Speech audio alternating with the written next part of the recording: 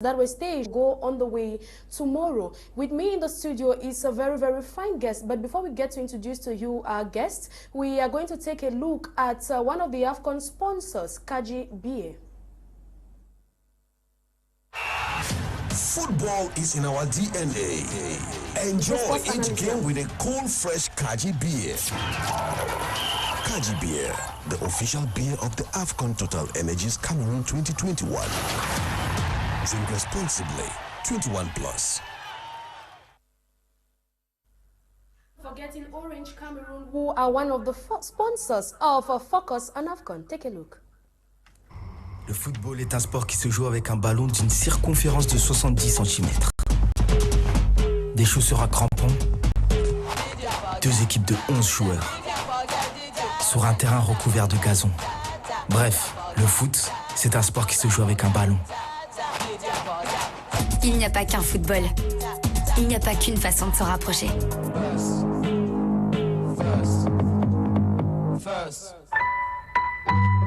Orange. With Orange Cameroon, proud sponsor of the Untitled Alliance. Orange.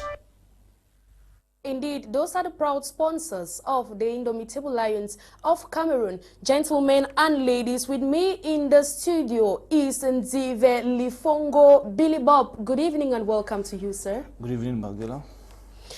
Thanks for joining us on today's edition of the program. This is your very first edition of being with us on Focus on Afcon.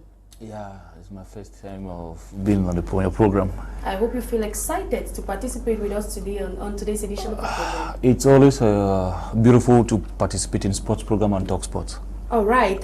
Right away, televiewers, we are going to tell you about the games that went on the way today. We are actually going to take you to the first game between Mali and Tunisia. For those who did not watch the game between Mali and Tunisia, before we get to analyze that game, we are going to let you take a look at the highlights.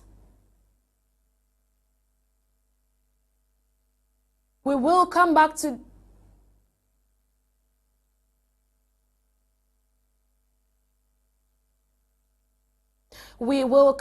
that later. Definitely, we are going to show you what went down there at the Limbe Omnisport Stadium in Geme between Mali and Tunisia. And of course, there was this referee saga where the referee of the game halted the game ended the game at exactly 85 minutes, that's 85 minutes and 5 minutes to the end of the game. And he came again, once again, and ended the game at 89 minutes. And of course, this has brought so many controversies that what happened, there is something definitely wrong because a referee of that standard, of that magnitude, one of the finest referee Africa has, could halt a game or could end the game twice.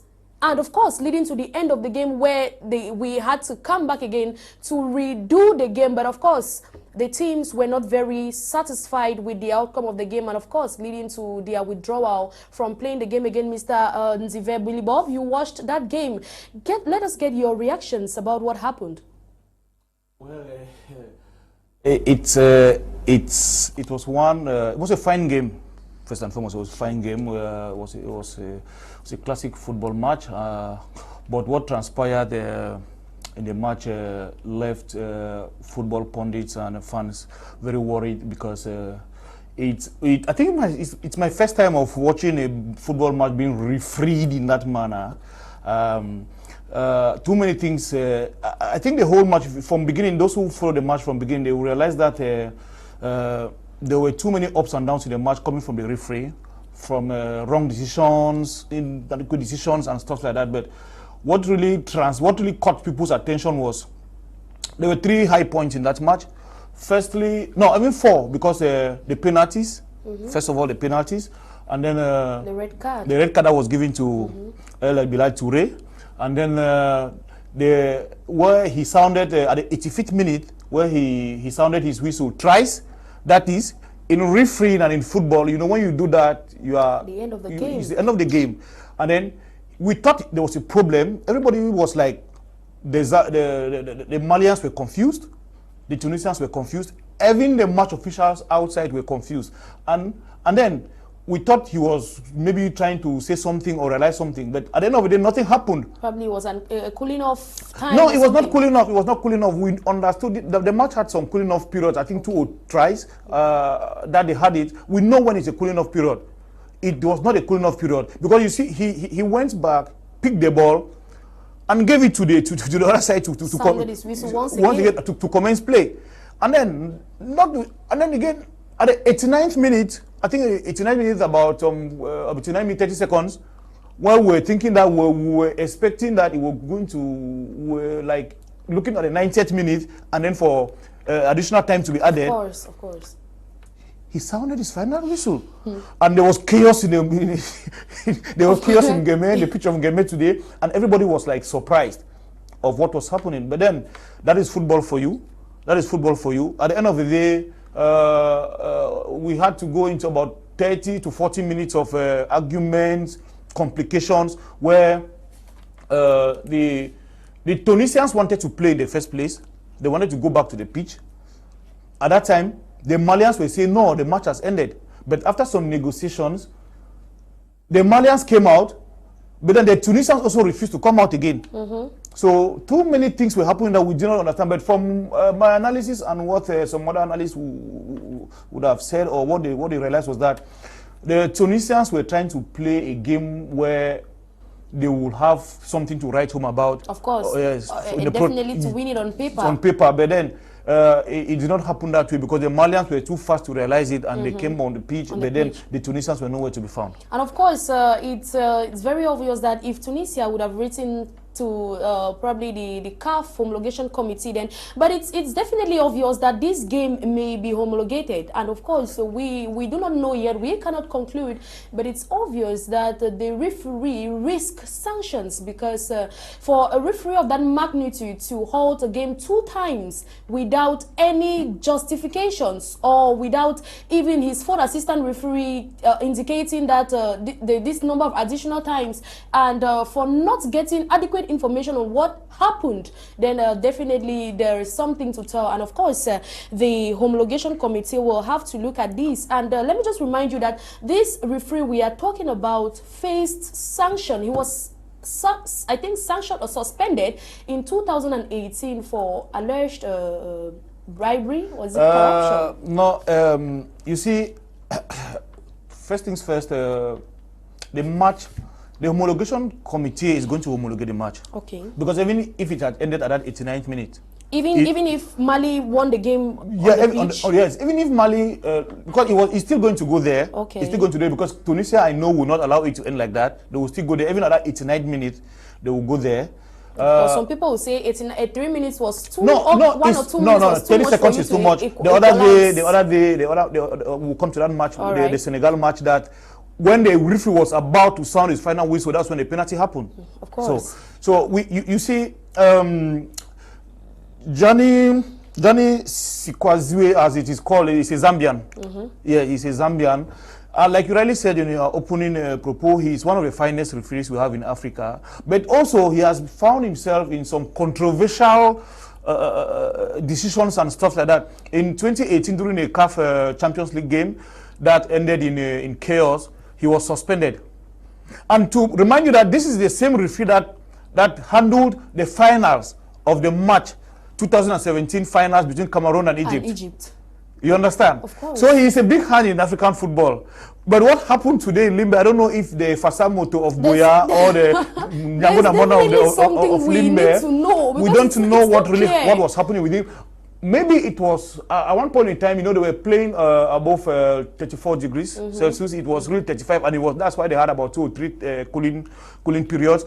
I don't know if he was suffering from some kind of an ailment, we don't know. But even at that, he would have stated his point, so and then his foot assistant comes in. His foot assistant should have taken his place. But no, nothing like that happened, and it became, it's not the talk of the world, not even the talk of the town or in Cameroon, because the whole world saw what happened, and it's everywhere. From where we were watching, I realized I've gone to other TV channels and websites and realized that everybody's talking about Johnny, what Johnny did today. And believe you me, maybe he has his own arguments that he can put forward, but believe you me, it doesn't propel well for African football. it's a shame to African football. And we're having a good ride with the Afcon 2021. I think issues like this, incidents like this, might only come to, you know, to put some question marks in African refereeing. For example, the other match already, I realized that it was a Guatemalan who was a central referee he came all the way from South America.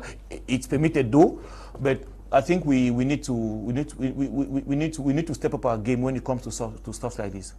All right, producer, if you're ready, then let us show our televiewers the highlights of the game that went down there in Limbe between Mali and Tunisia.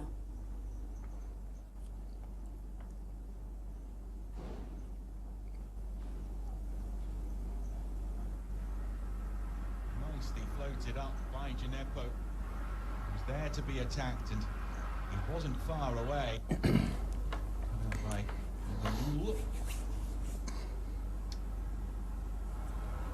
Here is the first yellow card shown by Jani Sikazwe, and it is shown to the Malian captain, Amari Traore, the Eagles skipper, protesting that that was his first foul of the game, and it wasn't even that bad a one. Aidara to Aidara, Masadio Aidara winds up for the shot and catches it superbly. Masadio Aidara has never scored for his country.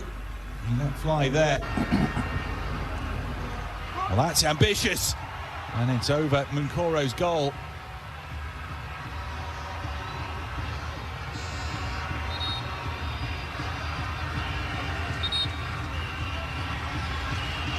Celebrated his birthday yesterday. Penalty. It's a handball.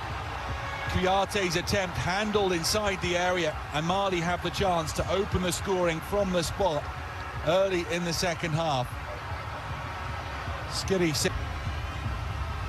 Ibrahima Kone, left-footed, scores, sending the keeper the wrong way.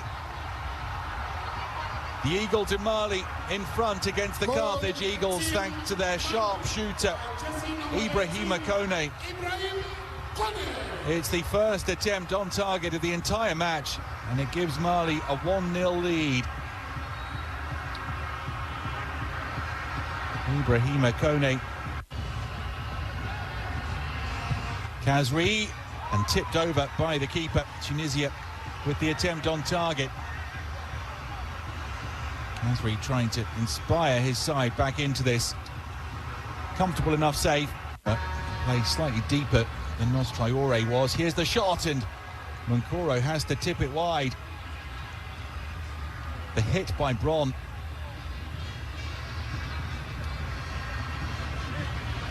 Bron allowed to stride forward, no challenge on him there.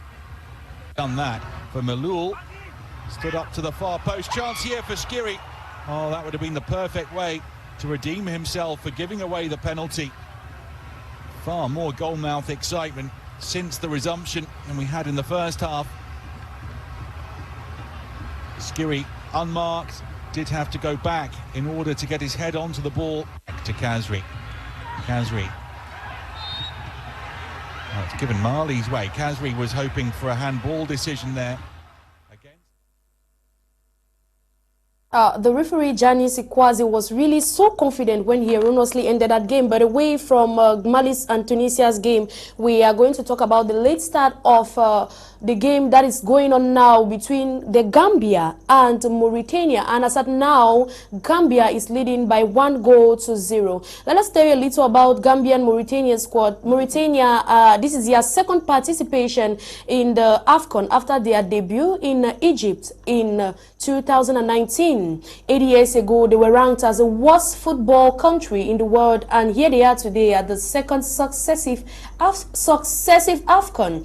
They have the youngest player in the Afcon. Of course, we are going to come to that because we are definitely going to talk about Beyad Lequeri, who is the youngest player of this 33rd edition of the Total Energies African Cup of Nations. 16-year-old Beyad Lequeri, who was chosen by coach Gomes Darosa. And we also talk about how they beat Central Africa Republic 1-0 to qualify for the Afcon. It was no news that they actually defeated Central African Republic before getting to this second successive Afcon, which was really a hard-fought battle because it was not an easy encounter between Mauritania and the Central African Republic.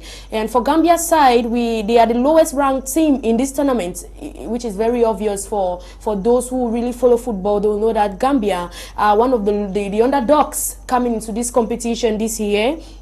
And of course, around the 150th position in the world. Everything about this country seems to be small, of course, given that they are the smallest country in mainland Africa. But of course, some of the key players to watch out for in Gambia, we are going to talk about this particular player, Musa Barrow, who scored 5 Serie A goals this season and of course has been scoring key goals for Zambia and the key goals that even led to their qualification in this year's Afcon. As at now, like I told you earlier, Gambia are leading Mauritania by 1-0, and that was an early minute goal that was scored. As at now, the game is still undergoing. But looking at the game, looking at Gambia's squad, Mauritania squad that was chosen by coach Gomes Darosa rather, he chose a very fine squad with 2 of his players, very teenage players. What do you have to say about Bayad Lekweri in particular being called up to a national squad to participate in the tournament? Firstly, like you rightly said, Macdella, you realize that Mauritania, the Morabitans are they are not any heavyweight country in African football. So talking about Bayat, inclusive in their team, I want to believe that yes, he's a young fine player, but I think Mauritania also has a problem that they don't have a lot of players in their country.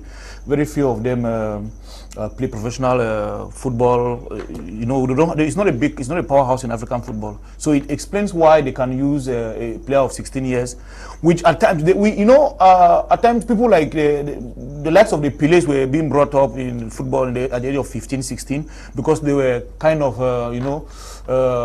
so talented. At the age of 16, somebody like Edson Arantes do Nascimento's Pelé was already a big name. In world football, in Brazilian football.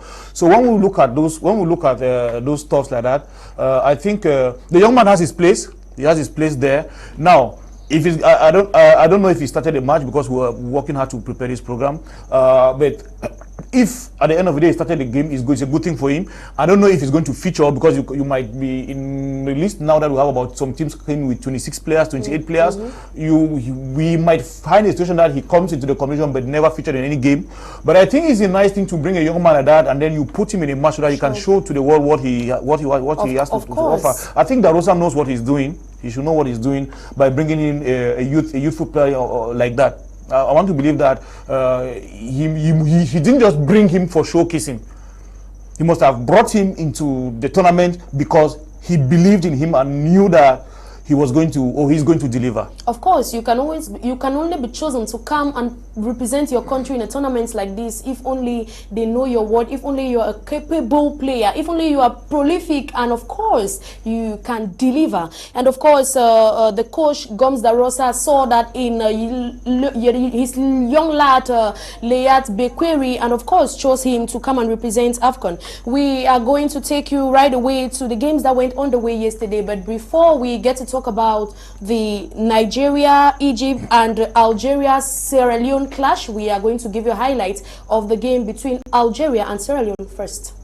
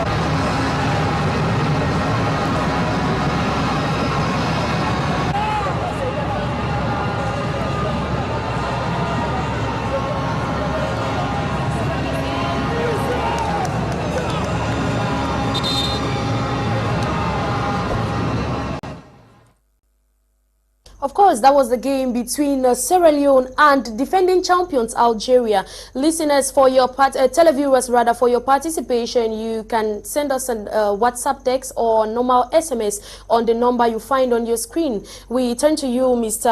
Nsah. You watched the game between defending champions Algeria, and we are talking about, it's no news that Sierra Leone is an underdog into this competition. Sierra Leone thrilled, they shocked, they wowed the population yesterday, the audience yesterday, given that they actually held Algeria to a 0-0 draw. We knew that Algeria was going to probably trash Sierra Leone by, of course, nothing less than 2-3 goals, but to our greatest surprise, Sierra Leone were the better side, and of course, their goalkeeper even emerging man of the match. What do you have to say about this? I watched a beautiful game of football yesterday. Yesterday between the Leone Stars of Sierra Leone and the Algerians. Like you rightly said, they don't. Sierra Leoneans came. They had nothing to write home about. They are underdogs of the tournament.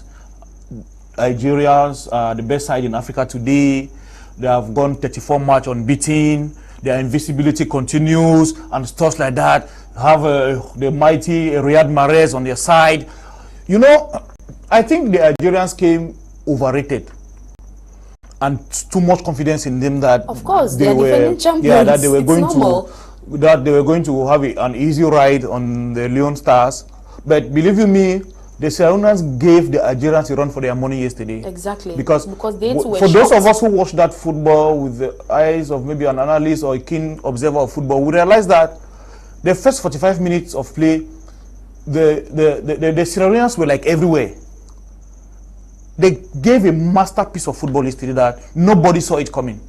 And during the second segment of the game, the Algerians, they made some tactical changes, but then it was still the same. They only got to like woke up from their slumber almost at the 75th minute when they realized that, hey, this thing is getting to an end and it's still a 0-0 tie. Riyad Mahrez was already confused. Yes, the guy was. He was at some point in time. We didn't realize he was on the pitch. I think the tactical display that the coach put yesterday was awesome, was wonderful. Of course. And that is why we say football is not just about big names, it's about team spirit. I think the Sierra Leoneans had wonderful team spirit. They were defending collectively, attacking collectively. That's like, and then what was so wonderful yesterday was the goalkeeper Kamara. That is a young man who's played, he's a home-based player. 22 years yeah, he's a old. home-based player. And for him to have performed, I think the big teams will be watching him, because that young man yesterday played almost 35% or 50% of what happened yesterday. Flexible. Yes, he did everything possible to keep a clean sheet yesterday in that football match. Course. And that is what we are asking, that Africa, he's a home-based player.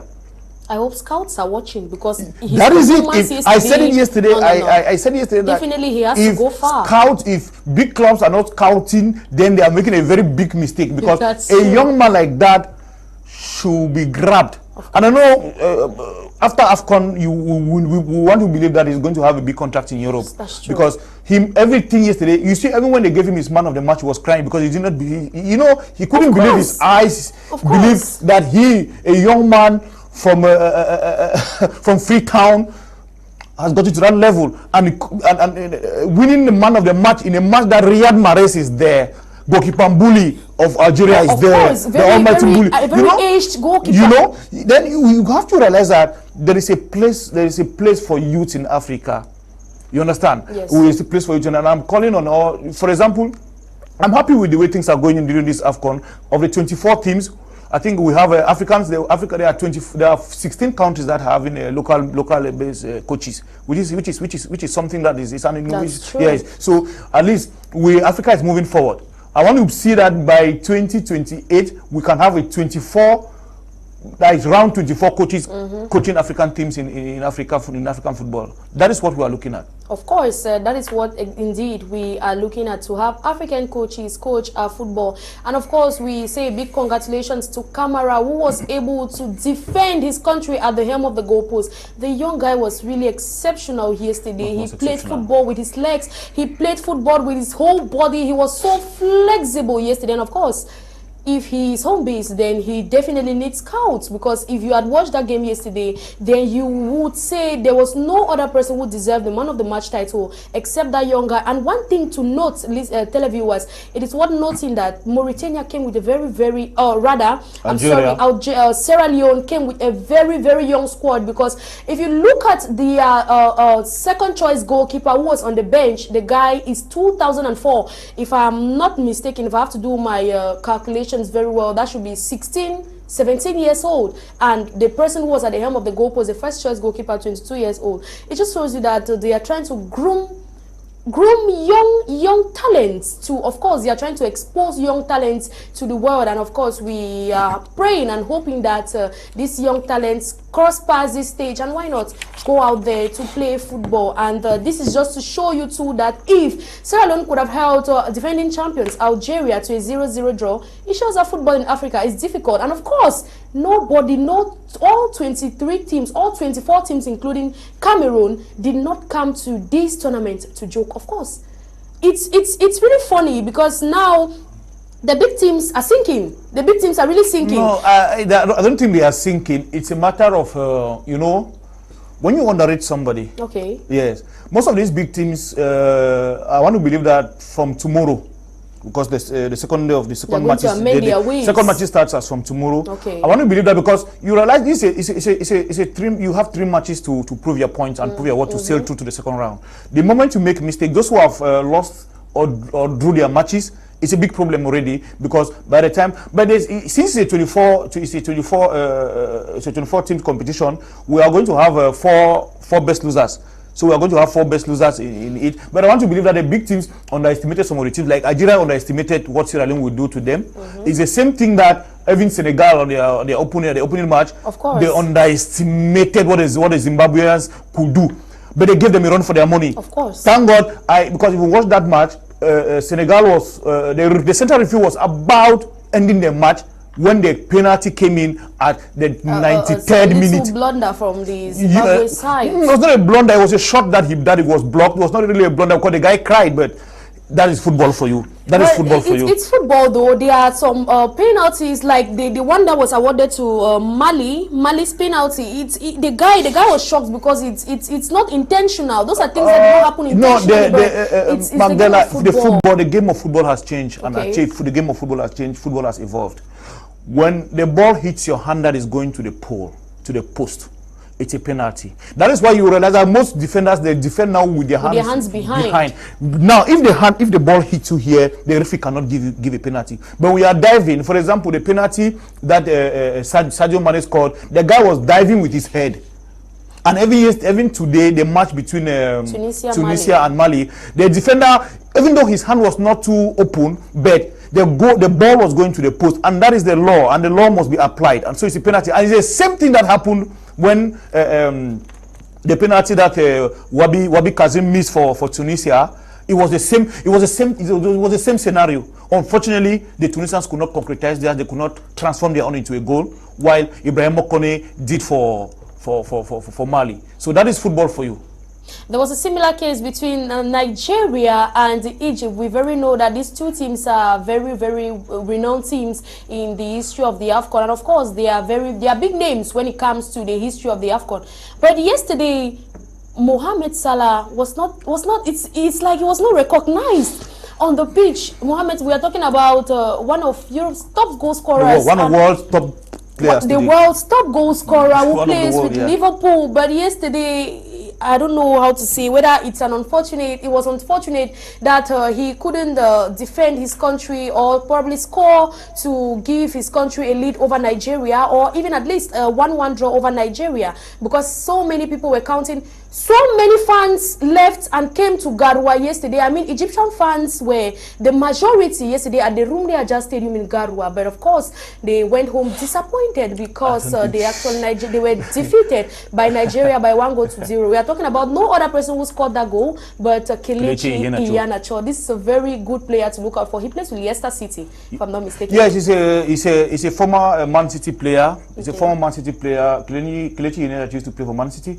You see, Macdella, what happened yesterday, Garo? That was the finest throughout this tournament. That's the finest football game that was played yesterday. Believe you me, if Nigeria should play like this, the cup is theirs. You know, the tactical disposition that Austin Ogwavon played yesterday, he played the same tactical. I don't know what happened and how they managed to do it, because while Carlos Queiroz played with 4-3-3, Austin Ogwavon came with 4-2-2-2. Okay. The same tactical disposition that Manchester United uses that is not working for them with Ralph Rangnick. But now Austin Ogwavon used it. I don't know, because when I was watching the match, I was asking what was happening. The Nigerians dominated the match. They made Salah to was nowhere to be found. They scored a wonderful goal. The Nigerians dominated every compartment of the game.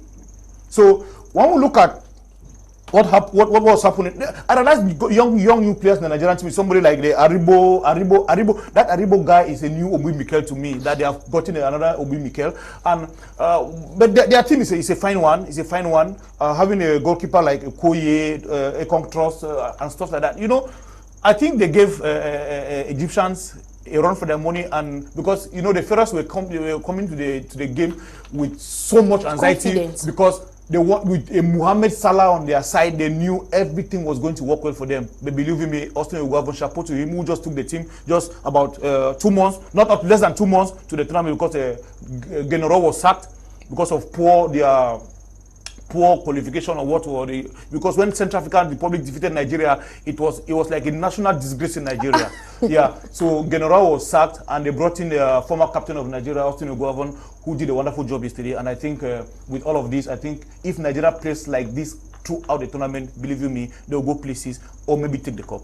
Thank you so much, Mr. Billy Bob, for that wonderful and beautiful analysis here in the studio. Here with me in the studio. Let's tell you that Cameroon we will play with Ethiopia tomorrow at the newly constructed Lembe Stadium in Yaoundé. And of course, the second game will be against Cape Verde and Burkina Faso. Just a very quick and brief answer to the question: who do you see coming out victorious in the 2 games? Defending champions Cameroon, I think we are not defending champion, a host country Cameroon. As a Cameroonian, I want to believe that we are going to beat Ethiopia tomorrow and we should win with style. And the second game without Bertrand Traoré? Without Bertrand Traoré, but Burkina Faso, I think the Burkinabés might carry the day, even though the Crabs of Cape Verde are very, very stubborn. They are a very stubborn team to play. The Crabs they are very, very stubborn team to play. So everything is open, but I think for the match with Cameroon will carry the day. All right, Cameroon will definitely, we are wishing the Indomitable Lions of Cameroon as well as the other teams that are going to play tomorrow the very best of luck. Listeners, it is at this juncture that we are going to take leave of you today. We are going to call it quits on today's edition of the program. But before we take leave of you, a look at the 2 sponsors of the Afcon. Le football fait partie de notre patrimoine. Profitez de chaque match en savourant une Kadji-Bière bien fraîche. Kadji-Bière, la bière officielle de la CAN Total Énergie Cameroun 2021. À consommer avec modération, 21 ans et plus. Le football est un sport qui se joue avec un ballon d'une circonférence de 70 cm. Des chaussures à crampons. 2 équipes de 11 joueurs. Sur un terrain recouvert de gazon. Bref, le foot, c'est un sport qui se joue avec un ballon. Il n'y a pas qu'un football. Il n'y a pas qu'une façon de s'en rapprocher.